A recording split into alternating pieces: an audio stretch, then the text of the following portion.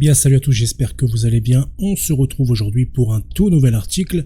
Il est question aujourd'hui de la hausse inquiétante de violences antichrétiennes en Europe.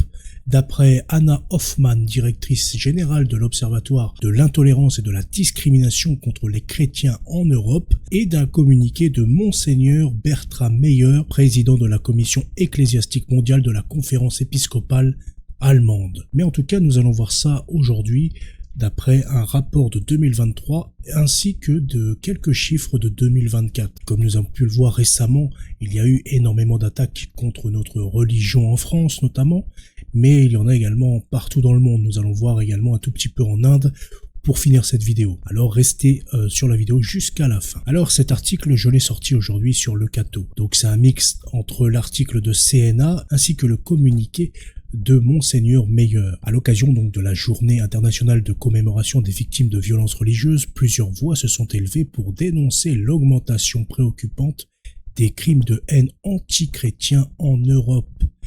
Parmi elles, l'Observatoire, donc je disais, de l'intolérance et de la discrimination contre les chrétiens en Europe, a publié un rapport alarmant mettant en lumière une hausse de 44% des crimes haineux antichrétiens en 2023. C'est une Europe qui est touchée par une vague de violence antichrétienne. Après la violence antichrétienne sur le plan moral, psychologique, nous faisons face également aujourd'hui à une menace physique. Donc selon Anja Hoffmann, donc la directrice générale de l'OADAC Europe, en Occident, nous considérons souvent la persécution religieuse comme un problème d'autres continents. Mais il y a aussi des développements graves en Europe. Et ça, il ne faut pas l'oublier. Les chrétiens sont également persécutés en Europe. Il n'y a pas besoin forcément d'aller voir chez le voisin. Chez nous, même en France, nous sommes persécutés. Ce constat s'appuie donc sur une recrudescence des attaques contre des lieux de culte tels que des églises et des cimetières, mais également contre des individus.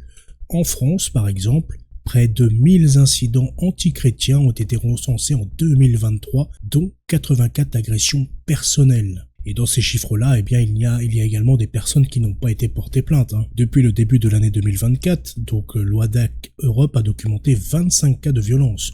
Donc depuis janvier 2024, ils ont quand même documenté 25 cas de violence.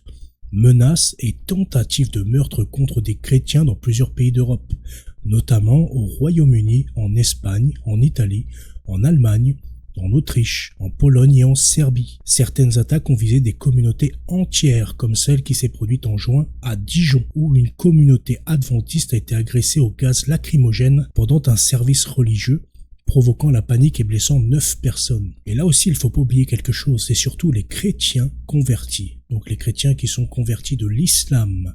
C'est une cible particulièrement vulnérable en France.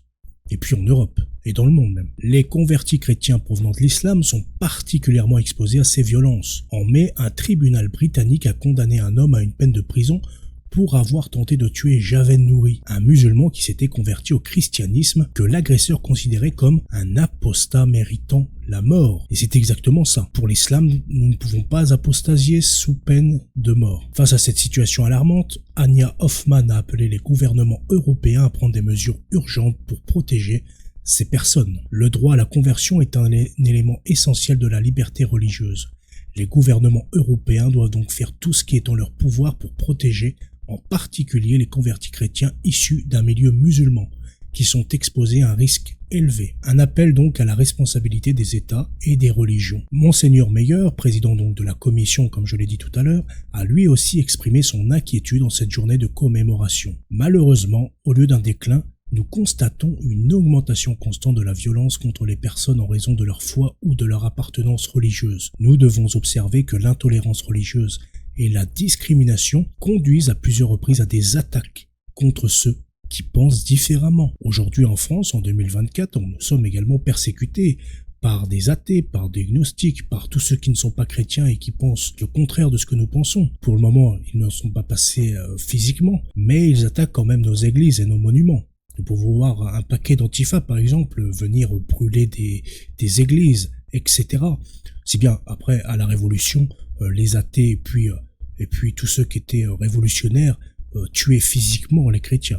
Donc on peut y revenir très rapidement également. Pour Monseigneur Meyer, la protection des droits de l'homme, y compris la liberté de religion, est une responsabilité collective.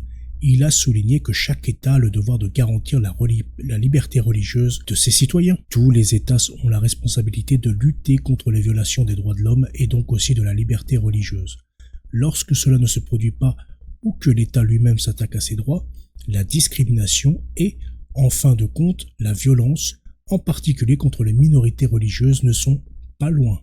Il a également rappelé la responsabilité des religions elles-mêmes. En outre, les communautés religieuses, et donc nous en tant qu'Église, avons le devoir de s'opposer résolument à l'instrumentalisation de notre propre foi et à la discrimination à l'égard de celle des autres confessions. Pour Monseigneur Meyer, le dialogue interreligieux est essentiel pour une coexistence pacifique et pour éradiquer la haine et la violence. La Journée internationale de commémoration des victimes de violences religieuses a rappelé avec force que la violence contre les chrétiens en Europe est un problème grave et croissant. Ce n'est pas un problème du passé, ça a été un problème dans le passé, mais ça revient de plus belle. Les chiffres donc alarmants de l'OIDAC Europe et les appels à la responsabilité éthique des États et des religions montre qu'il est impératif d'agir rapidement pour protéger la liberté religieuse et prévenir de nouvelles violences. Donc voilà pour cette petite actualité concernant l'Europe et puis l'augmentation antichrétienne qui s'y passe actuellement. Et puis en dehors de l'Europe aussi, nous pouvons parler par exemple d'Israël,